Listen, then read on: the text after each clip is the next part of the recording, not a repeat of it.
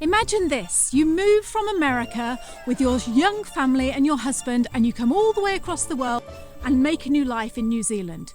You've been here only 4 months, you've rented a house, everything's going well, and then all of a sudden a massive flood hits your house. We're safe, our cat's safe. Let's just see what's going on tomorrow. So we sleep in the hotel, and the next day we go back to the house and it had completely flooded. So about a meter of water at least. In this week's show, you're going to meet Ginger. Ginger is going to share with you what it's been like from start to finish when something so major happens, you're a new immigrant in the country, and Kiwi kindness really comes out to play. It's a Drama, coming to you from Taranaki, New Zealand. Hello. Daddy, I love him! Mother thanks you. Right, Mr. DeMille, I'm ready for my close-up.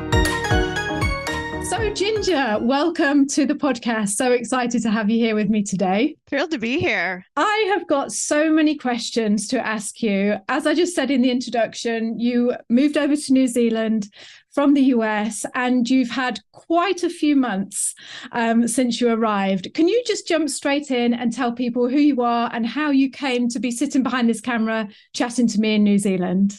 Yeah, so my name is Ginger. I moved from Denver, Colorado with my family, which includes my husband and my 2 children who are now 7, almost 8, and 10 years old. So at the time they were 7 and 9. We had decided after 2016 happened, which a lot of people know what happened in 2016, just things got kind of shaky in the US and we were just ready for a new adventure. It just seemed like a good time to try something completely new.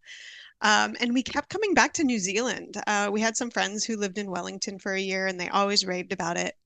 And it just, everywhere we explored, it just kept coming back to New Zealand. The sense of humor, the beaches, the outdoor lifestyle. And my husband, unbeknownst to myself, had been following Jacinda Ardern on Twitter and kind of pretending that she was his leader during the time that we had one that we didn't really want to think about, unfortunately. And he's like, I just really appreciate, the rhetoric that happens in New Zealand. It seems a lot more gentle. And so we just kept coming back to it. And then finally, as the borders were opening back up again. So for a while, we had to kind of plate the idea because the borders were closed because of COVID.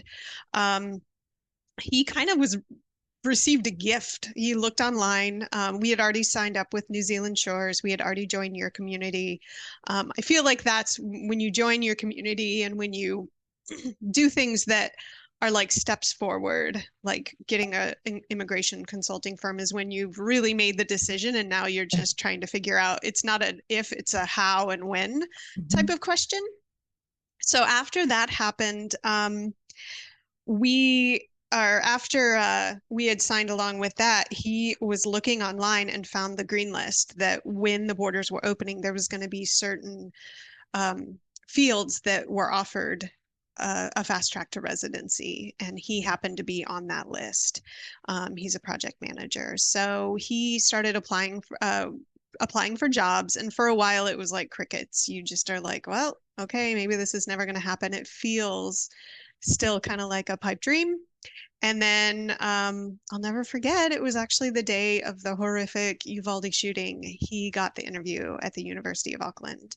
And then a week later ended up accepting that position.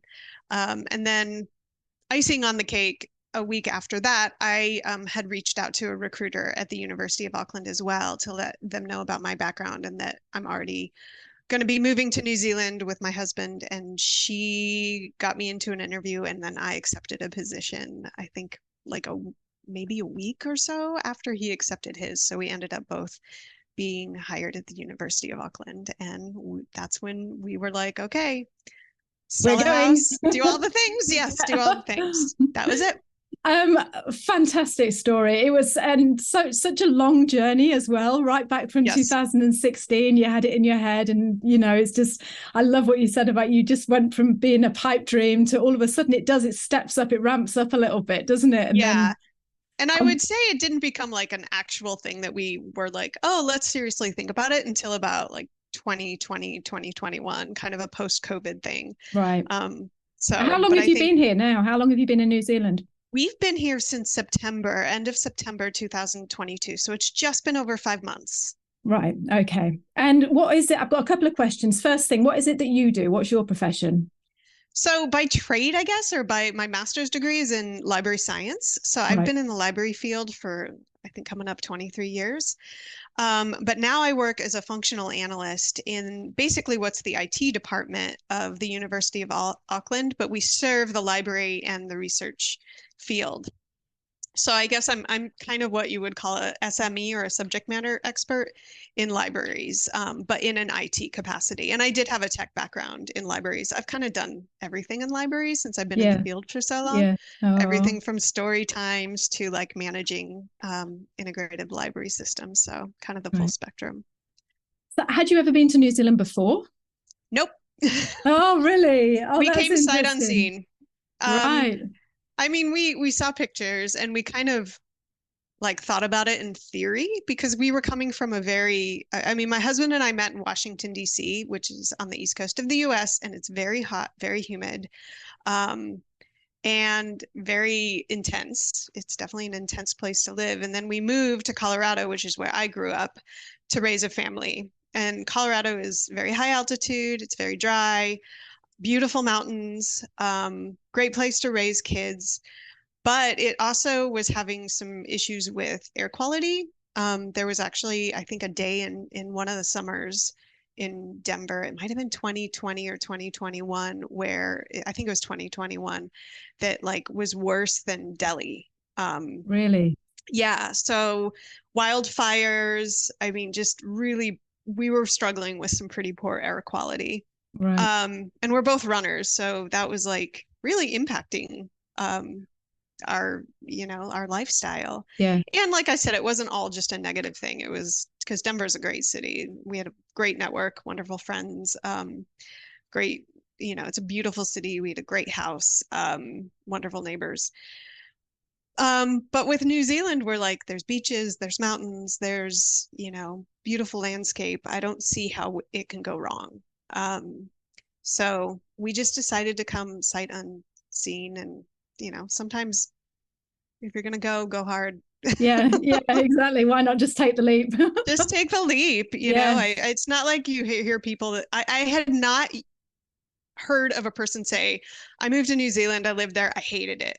It was all the opposite. Oh, we spent a year there. Oh, we spent 6 weeks there. We loved it. It's beautiful. So Yeah. it just That's felt like That's low what I risk. always think. I'm like, there are a couple of people in our community that have come, it hasn't worked out for them, and they've gone back. And that's fair enough, but at least you've tried. I mean, you imagine never knowing, imagine living your life thinking, I wonder what it would have been like. And, so Yeah. if you can get the opportunity and you're lucky enough to be offered a job and you're in that position, like you say, why not just go and see what, see what it's like. Right. Yeah. Exactly.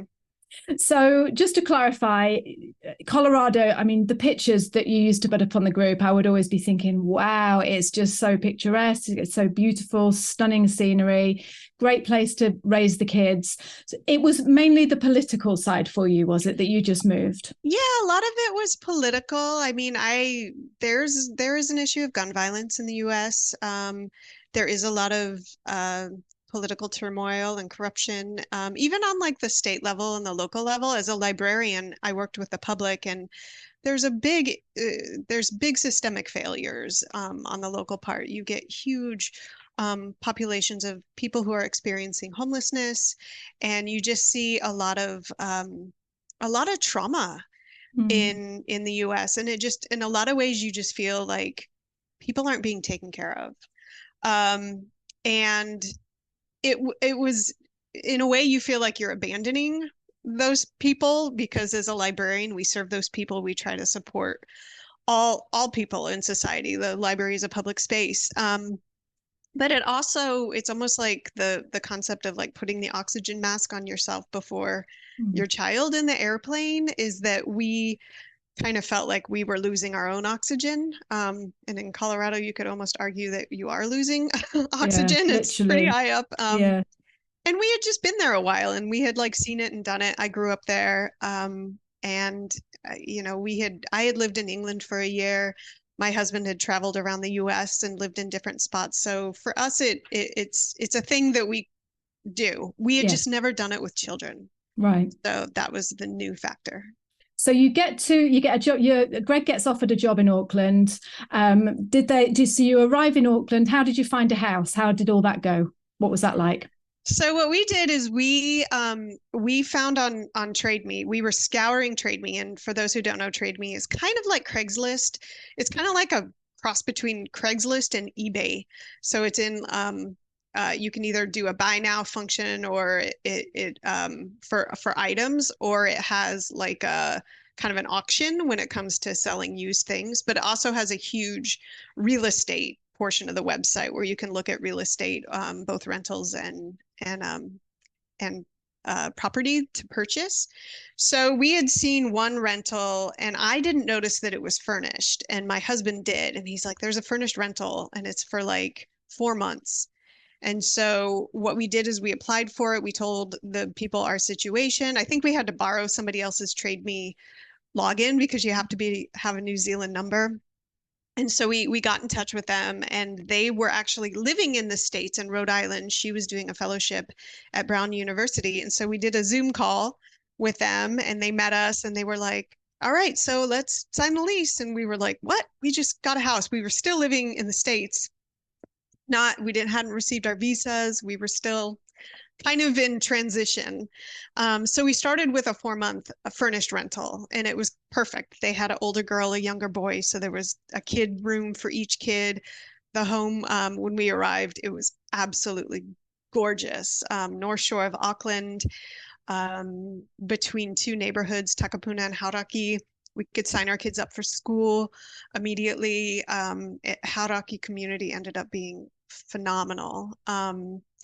And the house was gorgeous. I mean, it just overlooked the bay, and every night you would get this sunset just overlooking the bay with the trees and the birds. And I mean, it was gorgeous. So we spent 4 months there, and our kids really, really loved the school. This is where it's a little sad, is when we started looking for a rental again after renting that place. We kind of had to move to a different neighborhood or expand our search to a different neighborhood, because a lot of what you see in that area were, I think, like former beach batches or beach homes that weren't very well updated, or they were plaster homes, which in New Zealand means it's leaky. So we weren't really finding what we wanted at the price that we were hoping to pay. And I think we got kind of spoiled by the furnished rental that we had, because it was so gorgeous. And then we were seeing places and we're like, oh, we have to buy all this furniture and fill this place. And I should throw it in that we got rid of almost everything. I was going to say, what did you do with your stuff? I created a little website and posted it on Craigslist and on Nextdoor and on all the sites. And so people could just purchase our stuff. And for 2 weeks, it was just this intense sell everything, donate everything. It was kind of like the Marie Kondo life-changing magic of tidying up, big time. Just if I don't, and you'd have to do it in chunks. You're like, I want to keep this. And then the next round, you're like, okay, I guess I won't keep this, because you had to get it down to however many bins you're willing to airship. And they're about 400 American dollars a piece. So you're like, is this worth sending, or is it something that we can replenish for the $400 that it would cost with the exchange rate in New Zealand? So we pared it down to 8 bins and then luggage on the airplane. So that's why the furnished rental was so attractive to us. But then once we went from the furnished rental to an unfurnished rental, we had to purchase everything to refill the house. Yeah, but like you say, you take into the cost of what you've made on your old stuff, and then right, and then you can apply it. And it was, I'm really glad we did that. I know a lot of people are do the shipping containers, but for us, we're like, we don't even know the size of ovens. We don't know the size of houses. We don't know if our furniture would fit. Would it really be worth the cost? How long will it take to get through customs? So we decided to just get rid of everything. And there were things that were really hard to get rid of. I was going to say, yeah, he had a Brunswick, which is like a Victrola. that was from like 1917 that he got from his grandmother. And what is that? What is it? An instrument? It's an old like 78 player. Oh, Like okay. that you crank. It was gorgeous. Nice. And it still worked. And we had like 78s, and so that was a hard one to get rid of, but we ended up selling it to somebody who just is a recording engineer, like who just loves it. So there was a lot of, Was it emotional just getting rid of all that stuff? not as much as you would think. It was more, I think when you kind of have a goal and you're like, we're going to get there and we're not going to have anything, you start to get into this kind of clinical mode where you're like, all right, just get it out, get it out. And also for that particular item, it went to somebody who was like, oh my gosh, I cannot believe I scored this. Like, I'm a horrible business person. I'm like, all right, I'm just glad it went to someone who loves it instead of like the highest bidder.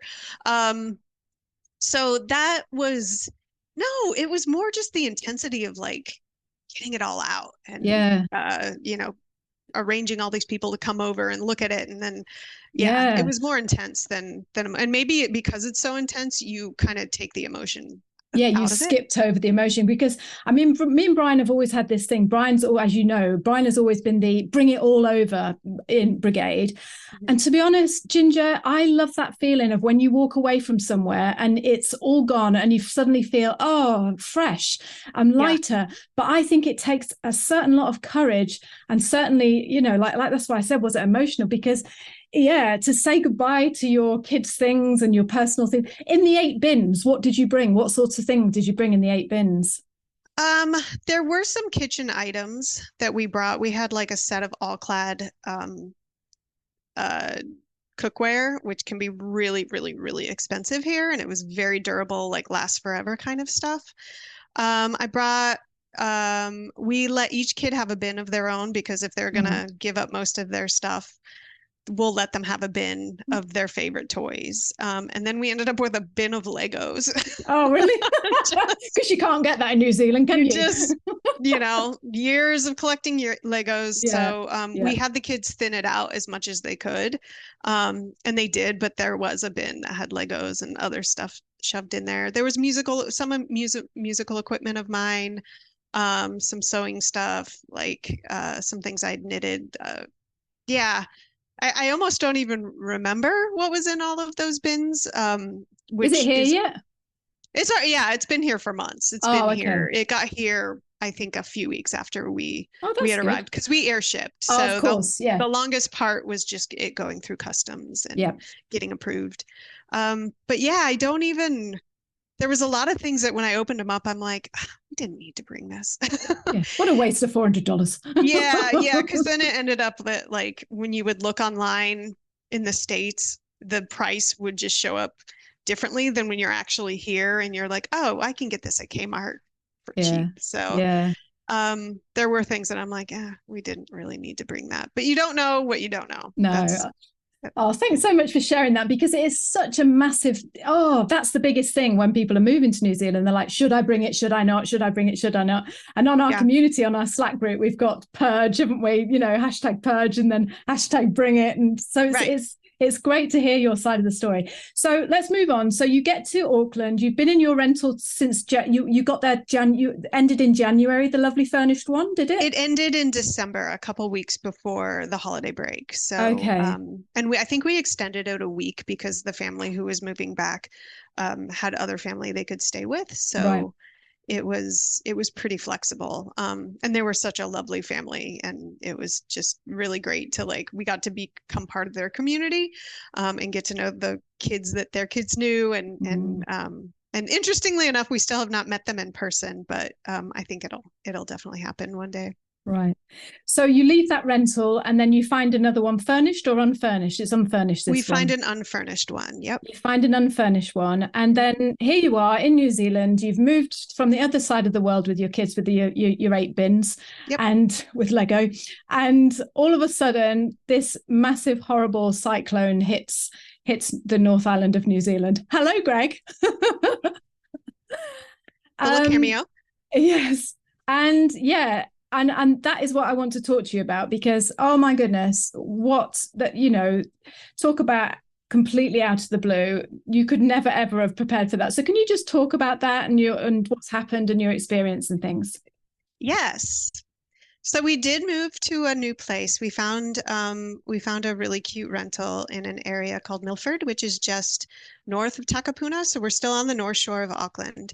Wonderful community, great schools, close to the beach, shopping. This house was just a block and a half from the school that our children would go to. That was the hardest thing, is they really loved their old school. So transitioning to a new school was a bit challenging, especially because my son made this really great crew of friends at the old school.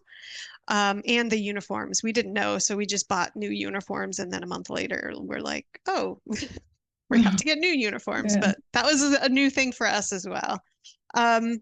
So we found this cute rental, and over the course of living in the furnished rental and then renting the new rental, we had to just buy everything, buy furniture, coordinate deliveries, or I was doing a lot on Trade Me, and you end up kind of having to drive all over the place to get things on Trade Me for, used things.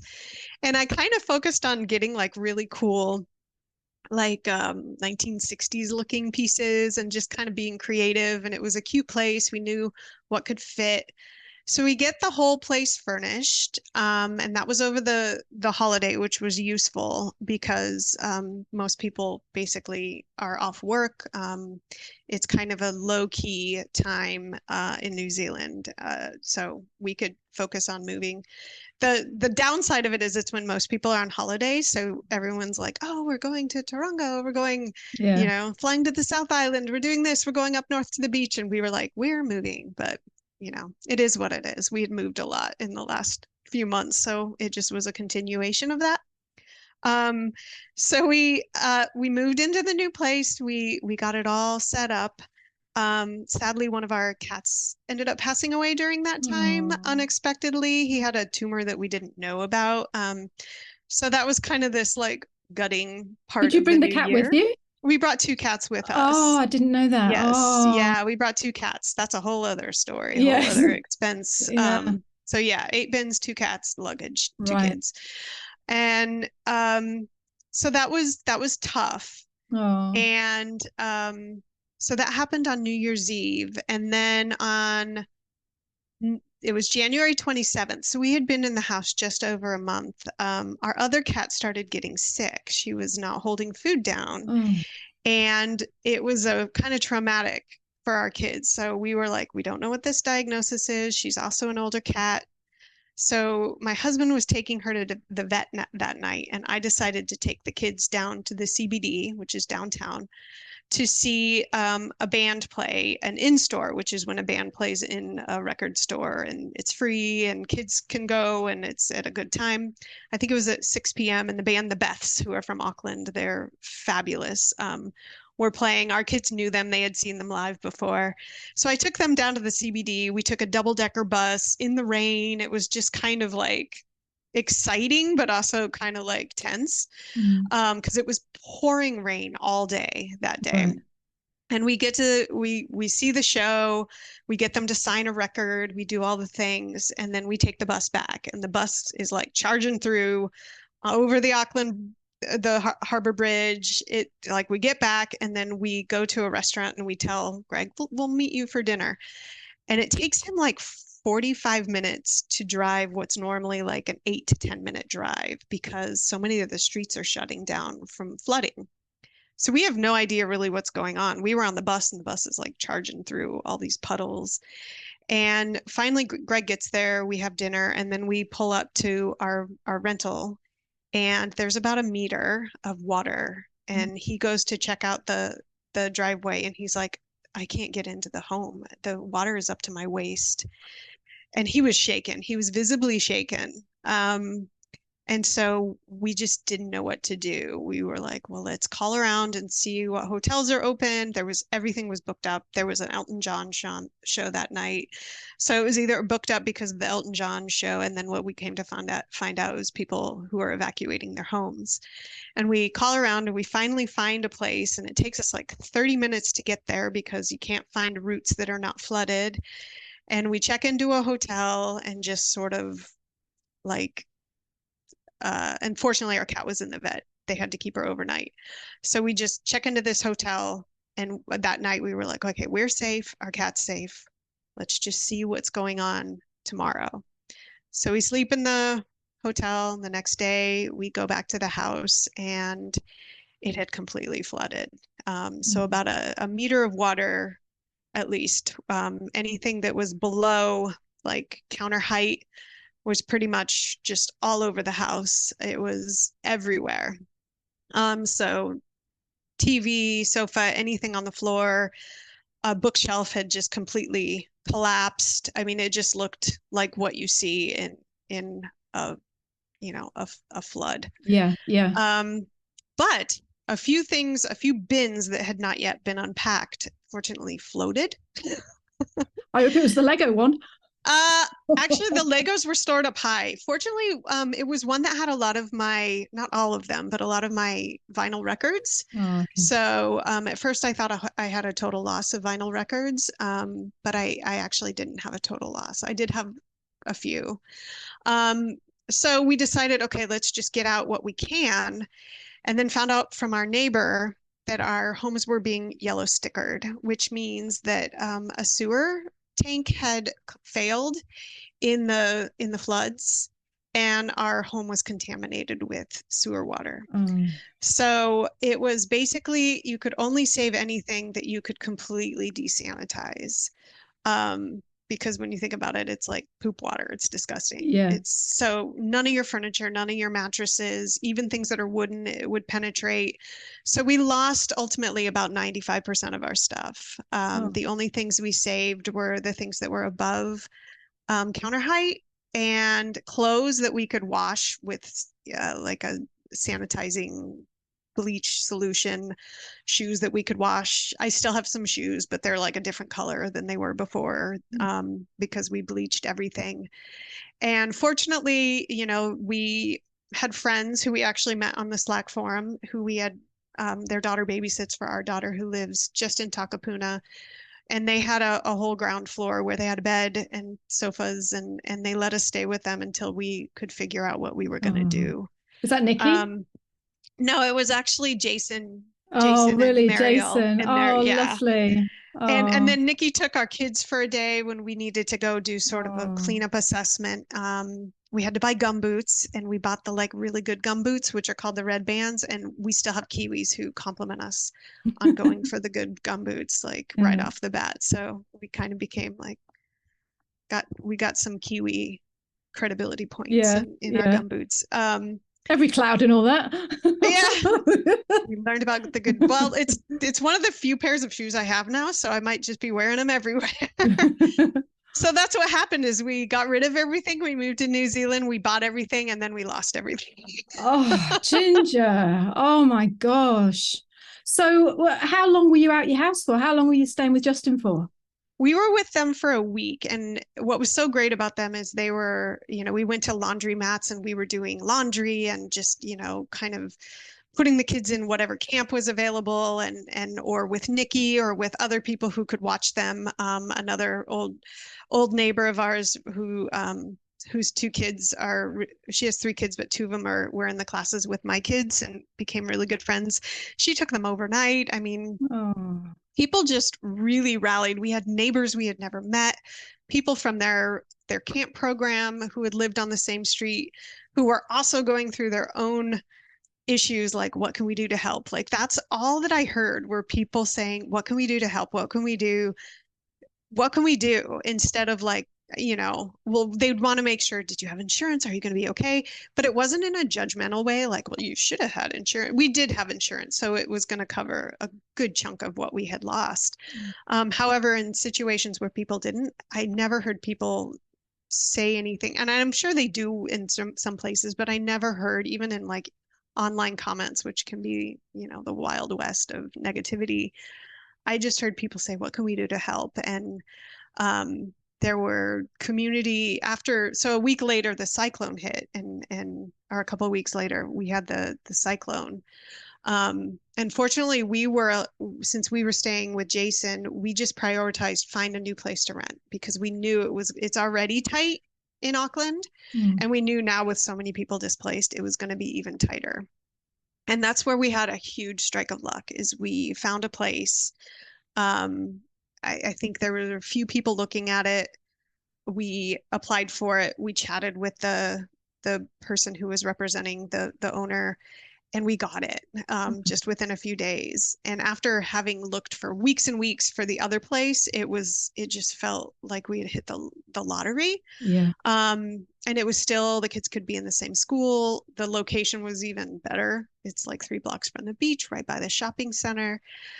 So that just felt like, whoa, what just happened? And then the University of Auckland put us up in overflow student housing for a week as well. So we were actually not in our current place for about 2 weeks.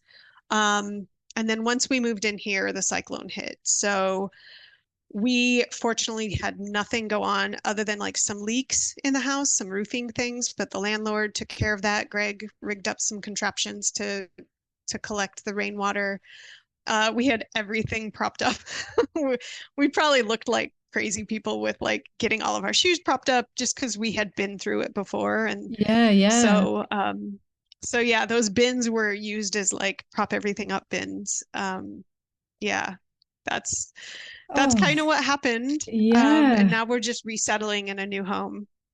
You seem so, I don't know, I imagine that if I'd been through something like that, I'd be like so traumatized. You seem so light about it. I mean, I'm sure it wasn't at the time. I know that, but I think I've been through, I had a full throttle panic attack through, when we were in temporary housing and the kids were going crazy. I mean, it's definitely up and down, but now that we've been through it and we're back, like just settling into a new home and things are kind of gaining an equilibrium, it just shows like, I don't know. Some people, their whole lives are devastated. Their homes that they've been in since they were a child were devastated. They didn't have insurance for one reason or another. They couldn't afford it. We are just really fortunate. We could go through something like this and land on our feet and ultimately be okay. Yes, there was trauma. Yes, there's anxieties that our kids have. That still my son's like, I don't know if I want to make friends because I don't know if I have to move again. Like there's things that are really, really challenging about it. But when you look at it just in the grander perspective, we have so much privilege and we're so fortunate, and there's a lot more people who need help than we do. So, and just the way that Auckland, how our neighbors and friends and people we knew or hardly knew or didn't know reacted to this is very infectious, and it makes you just feel like I want to give back. I want to show others that they can get through this, that there's people that have your back. And so I think, and maybe I'm still on a little adrenaline, who knows, because we're still like unpacking and trying to organize and work and pick up the kids and do all of the other things that you kind of go in spurts where you're like, I'm good. And then you're like, oh, I'm exhausted. So you're getting me on a good day. Yeah. Well, it's Friday. I know. Well, exactly. But you know what? I was just thinking before, I thought, why did I not have parents like you? These cool parents who take their kids to the record store on the bus, like, just trotting down to Auckland. And then, it just seems like you just seem a very optimistic, energy, just, I love your attitude. And I know, like you say, you went through a lot of trauma, but in a way, and I know no one would ever wish this upon themselves, of course they wouldn't, but do you feel as if like being part of that and going through that and having to pull on the resources of other people and become part of a community and all going through that together, do you feel like it sort of cemented you into New Zealand a bit more than it would have done if you would have just like trotted over and like just sat there and waited to make friends in the nice normal way, rather than go through all this? But do you feel like that in any way? Absolutely. Yeah.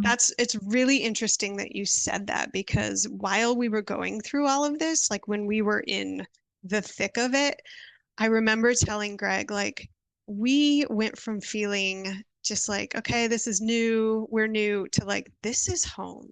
Yeah. Like, this is how I want a society to respond. Even the news reporting, they did a whole segment on national news, which for people in the States is similar to NPR, on just acts of kindness. Mm. And and the way that they treated the reporting was such a human-centered form of journalism. And it wasn't I mean, they did talk about the trauma and things, but it wasn't the whole focus of the reporting. A lot of it was acts of kindness, people supporting each other. Call in, tell me something somebody did for you. Mm. Or it was very concrete. Let us know if you need help and let us know what you need. So the reporting was people saying, here's what we need in our community, in order to let other people in other parts of the country know what they could do that would actually be effective, instead of, I mean, what I think is different in New Zealand is sometimes when something happens to you, at least in our experience in the States, people will they'll like rally together, get you a gift card. It's very, very generous, very thoughtful. What's different in New Zealand is people show up with shovels and gumboots and wheelbarrows. And I mean, people were delivering items to help us clean up at the door. It was very tangible and very like, tell me what you need and I will bring you what you need. And it was also, do not just say nothing. Tell me what you need. Yeah. It was almost forceful. Yeah. And so we, felt comfortable saying, okay, we are going to accept. And that's hard. That's hard for a lot of people, and particularly from us, having just come from the States, which is very individualistic in its ethos, to say, okay, we need to rely on the community. We need to allow these people to have us stay in their home, and they cooked for us. And they, we actually, the week we had to stay with Jason and Mariel, was a really fun week. We laughed a lot. We had great meals. We had wine. It was awesome. So that, I don't know, that's the piece that really made it feel like, okay, we've landed in a place where we feel very supported, and it just is really awesome. It's incredible. It's incredible. And it warms my heart to just hear, honestly, to hear the members of our Slack community coming together. It's everything that you could wish for. You think about this community that you want to build, and you're like, yeah, you're going to be there for each other. And then when something like that happens and you see it actually playing out, it's just, oh my gosh, it's incredible. I'm just so happy for you. And I'm happy that all the people in Auckland came to you, and it's just a really happy ending story. It's just, oh, that's gorgeous. Yeah. That's gorgeous. Yeah. I mean, we kept saying, we didn't lose a person, we didn't lose a pet. And no. At the end of the day, you know what? Yeah, we lost some memorabilia. I lost a guitar. Those things ultimately, even though the memorabilia can't necessarily be replaced, it still exists somewhere. We have 1 million pictures of our kids on our phones and somewhere in the cloud. And you can always find other things that can fill those gaps. Those are just memories. You can create those again.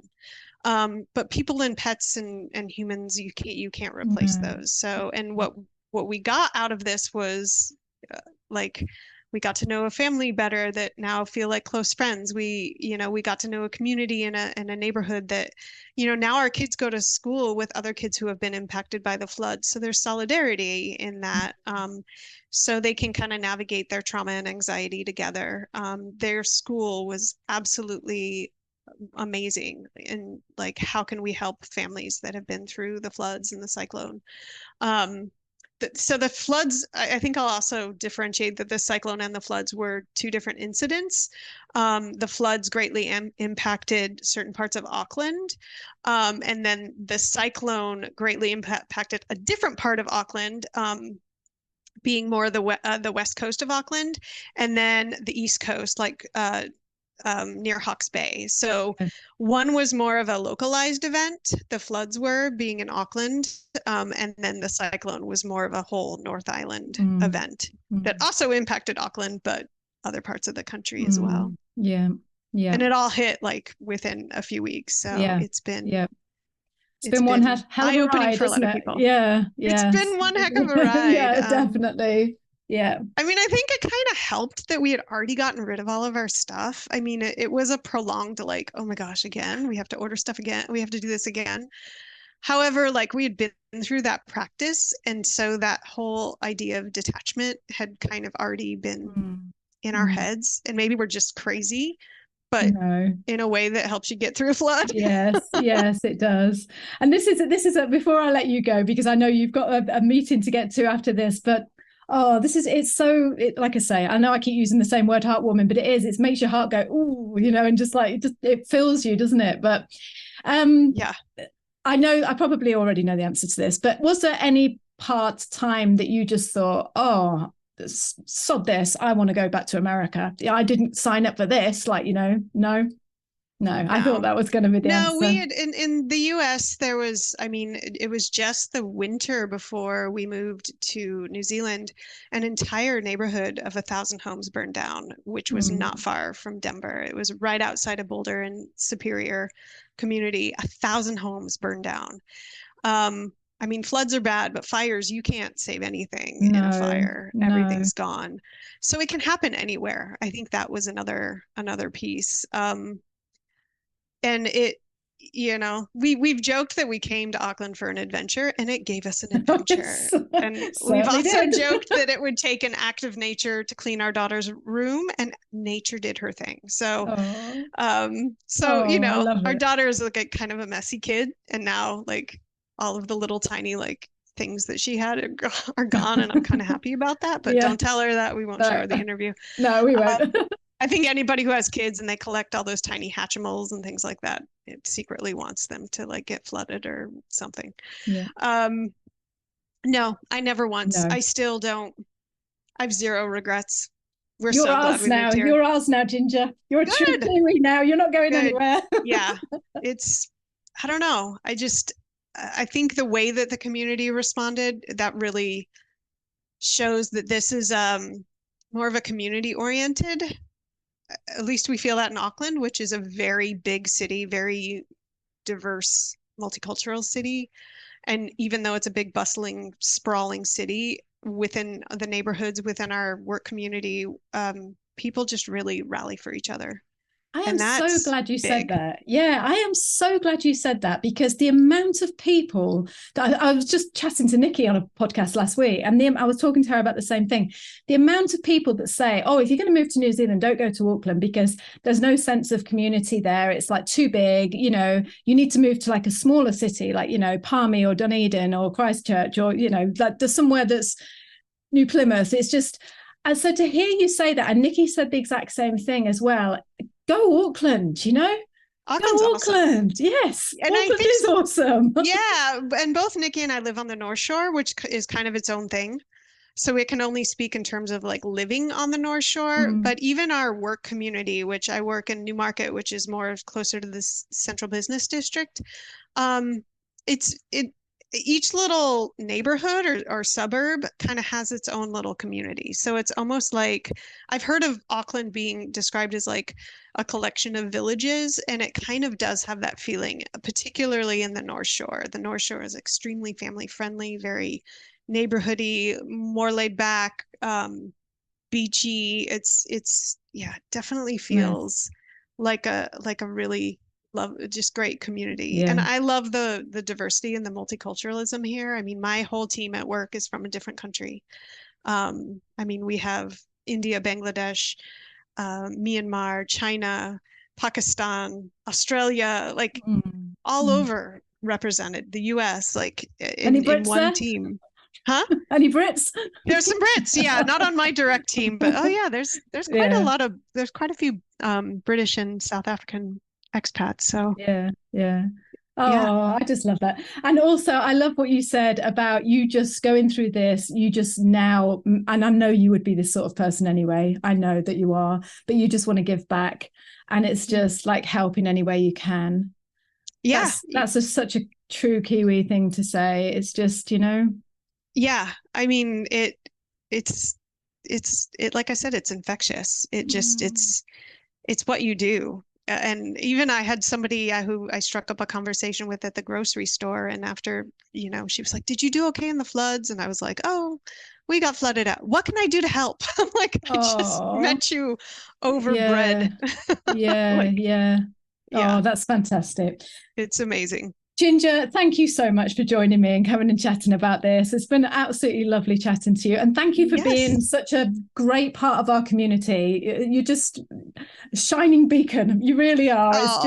You really are. You and Greg, you're fantastic. And I really appreciate you being part of our community and sharing your story with us. Oh, we owe you heaps of gratitude I said heaps. Oh my gosh. You're Kiwi. Here we go. Yeah, here we go. It's happening. You got your red bands on. Yeah, the community has been a game changer for us, and it continues to be. It's just, we got through this because of that community, whether it's just somebody to rant at and someone's gonna actually respond and offer a word of support, or it's actual people who are part of the community who watch our kids, who let us stay with them, who we have dinner with, who we just really enjoy their company, and we're all in this together in a lot of ways. So thank you. Oh no, thank you so much, Ginger, and give my love to Greg, and I'll speak to you soon. All right, talk to you soon. Bye, darling. Bye. I really hope you enjoyed that show as much as I enjoyed recording it. If you're moving to New Zealand and you are interested in joining the Slack group, the private community group that we raved about and talked about on today's show, then you need to head over and get our free 5-day video guide. This is a video guide that sends you a video every day for 5 days, sharing some aspect of what life in New Zealand is like. It's absolutely free. And then when you get to the 5th day, you will be given the option of whether or not you want to join the private community, the one that we talked about. It's a fabulous, fabulous resource. I don't need to say anything more because you've already heard all about it. Go over, take the free 5-day video guide, get to day 5, and then you can decide whether or not you'd like to be a member and join our private community along with me and Brian and all those other fabulous people that are walking along the same path as you and making the move to New Zealand. So head on over to www.nzahead.com/free. Head on over to www.nzahead.com/free and get your free 5-day video guide. Get to day 5 and then you decide if you want to come and join us in our private membership group. I hope to see you on the other side. Everyone knows that New Zealand is not the cheapest of destinations. It's at the other side of the world, therefore flights are expensive, and then when you get here you've got to have accommodation. But what about the things that people slightly overlook? What about when you get here, how much is the grocery bill going to knock you back? They've made a mistake and they've overcharged me. And I just thought, do you know what? I never check our bill. No. Do you? In this week's show, we're going to share with you some life in New Zealand and tell you a few secrets that you may not know about living down under.